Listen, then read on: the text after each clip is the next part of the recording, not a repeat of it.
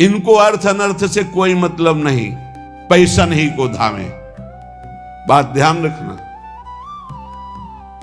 एक है भगवत कथा करने वाले भूरिदा जना, जो जगत मंगल करने के लिए भगवान की चर्चा करते हैं। हम भगवान की चर्चा कर रहे हैं भगवान की प्रसन्नता के लिए, जगत मंगल के लिए। तो वो कैसे हैं? बोले भूरिदा जना।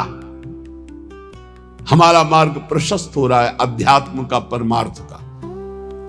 और परमार्थ का जब मार्ग प्रशस्त हो रहा है तो स्वार्थ की पूर्ति तो जगन्नियंता भगवान कह रहे हैं योगक्षेमम भाम्यम, अपने आप पूर्ण करते हैं। हमें उसकी चाह करने की जरूरत नहीं। लेकिन जिनको ना भगवान से मतलब, ना भगवान के प्रेम से मतलब, केवल अपने स्वार्थ की पूर्ति से मतलब, भगवत रसिक जी उनको ताड़ना दे रहे कठोर शब्द में।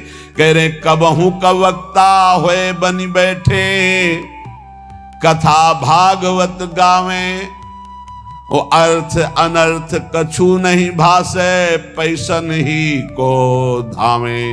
कोई अर्थ से मतलब नहीं। भागवत क्या कह रही है? अनर्थकारी वचन, जो मनावे सो बोले, केवल पैसा, केवल पैसा।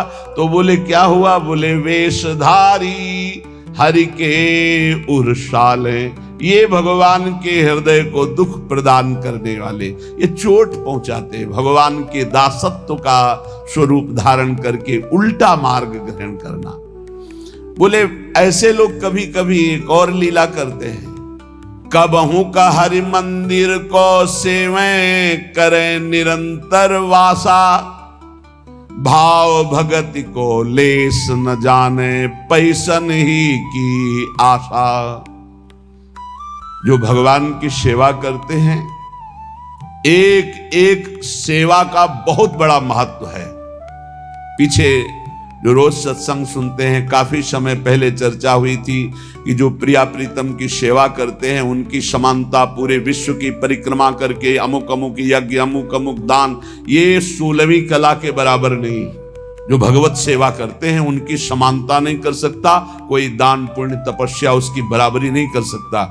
जो प्रभु को चंवर कर रहे हैं, प्रभु को व्यजन कर रहे हैं, प्रभु को स्नान करा रहे हैं, प्रभु को एक एक फूल का श्रृंगार कर रहे हैं, धन्य है उनका जीवन जो भगवान की सेवा में। इसी सेवा पद्धति के बल से अम्बरीश जी ने वो पदवी हासिल की थी कि भगवान के दरबार में अम्बरीश जी की चर्चा हो रही थी कि इस समय मृत्युलोक में सर्वश्रेष्ठ महापुरुष अम्बरीश जी महाभागवत, क्योंकि वो अपने हाथ से मार्जन करते थे, पोछा लगाते थे, सोहनी लगाते थे, चक्रवर्ती सम्राट होते। भगवत सेवा कोई साधारण बात नहीं। यहां क्या कह रहे हैं? कबहू का हरि मंदिर को सेवे, कभी भगवान के मंदिर में वास करते हैं, भगवान का श्रृंगार करते हैं और भाव रखते हैं कि लोग आएंगे, पैसा का ही लक्ष्य। कबहू का हरि मंदिर को सेवे, करें निरंतर वासा, भाव भगति को लेस न जाने, पैसन ही की आशा, वेशधारी हरि के उर्साले। ऐसे वेशधारी भगवान के हृदय को चोट पहुंचाते हैं। आगे कह रहे नाचें गावें चित्र बनावें, करें काव्य चटकीली, साच बिना हरि हाथ न आवे, सब रहनी है ढीली। भगवत ऋषि जी कह रहे कभी कभी समाज में वो नाचते हैं, बड़े गान करते हैं, बड़े भाव भंगियां प्रकट करते हैं, काव्य करे चटकीली, बड़े ही मनमोहक गीत गाते हैं। तो बोले साच बिना हरि हाथ न आवे, सब रहनी है ढीली। यदि यही नाचना गाना हरि के लिए हो जाए तो आपने कई बार चर्चा सुना है, प्रभु के सामने नाचने का मतलब है माया का नाचना बंद हो गया, अब तुम भगवत प्राप्त हो जाओगे। प्रभु के आगे गाने का मतलब प्रभु के आगे सुंदर भाव भंगियां प्रकट करके नाचना गाना रोना, ये सब भगवत प्राप्ति का हेतु है।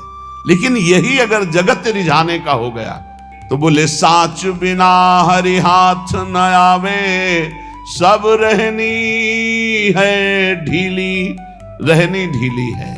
किसी महापुरुष के शासन में नहीं रहे, इसलिए कच्चाई सच्चाई से बहुत दूर हो गई है। सेवक जी भी महाराज कह रहे हैं, नाचत यति रसाल ताल न शोभित प्रीति बिनु जन बींधे जंजाल श्री हरिवंश कृपा बिना। बहुत सुंदर नाच रहे हैं, लेकिन वो हरि के लिए नहीं, जगत रिझाने के लिए नाच रहे। तो ऐसा लगता है जैसे जाल में कोई बिंद गया और वो हटाना चाहता है जाल, उससे हरि नहीं प्रसन्न होते। नाचत अति रसाल ताल न शोभित प्रीति बिनु। और प्रेम में भरकर जो प्रभु के सामने नृत्य करते हैं तो प्रभु अपने आप को न्यौछावर कर देते हैं। एक से एक महाभागवत प्रभु के आगे नृत्य किए।